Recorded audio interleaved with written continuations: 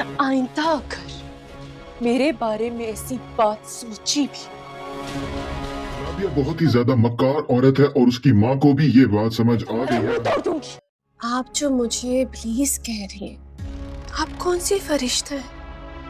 आप एक कोई नेक परवीन नहीं। इब्लीस से कम नहीं है और अनाबिया अब अपनी माँ से भी जान छुड़वाना चाहती है। अनाबिया ये बात जानती है उसकी माँ ही सिर्फ उसका सच जानती है। अगर उसकी माँ सबको सच बता देगी तो वो कहीं की नहीं रहेगी, इसीलिए वो अपनी माँ से भी जान मैंने छुड़वाना। सोच लिया है कि शादी के बाद हम मामा के साथ रहेंगे।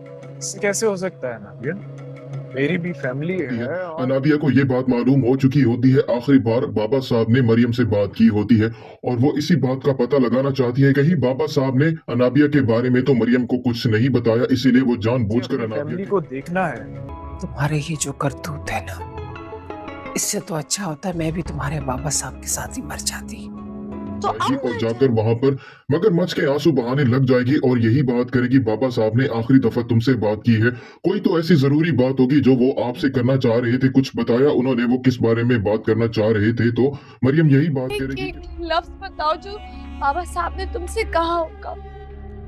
तुम्हारी आखिरी बार उन्हीं से तो बात हुई थी ना। बाबा साहब ने ऐसी कोई भी बात नहीं की, सिर्फ वो मुझसे माफी ही मांग रहे थे। लेकिन अनाबिया को यकीन नहीं आ रहा होता, वो यही समझ रही होती है कि मरियम को शायद सच मालूम है और वो मुझे नहीं बता रही, और मरियम को भी शक हो चुका होता है क्योंकि सब चीजें, ये सारी दौलत मेरी हो जाएगी। मैं आपके हर कारनामे से वाकिफ हूँ। तुम्हारी जबान उसे कोई बात करने वाले थे उससे पहले ही उनका एक्सीडेंट हो जाता है और अब अनाबिया यही फैसला करती है क्यों ना शावेज को ही उसके घर वालों से दूर कर दिया जाए, ताकि अगर उसको सच मालूम भी हो जाए तो लगाम शावेज हो गई है।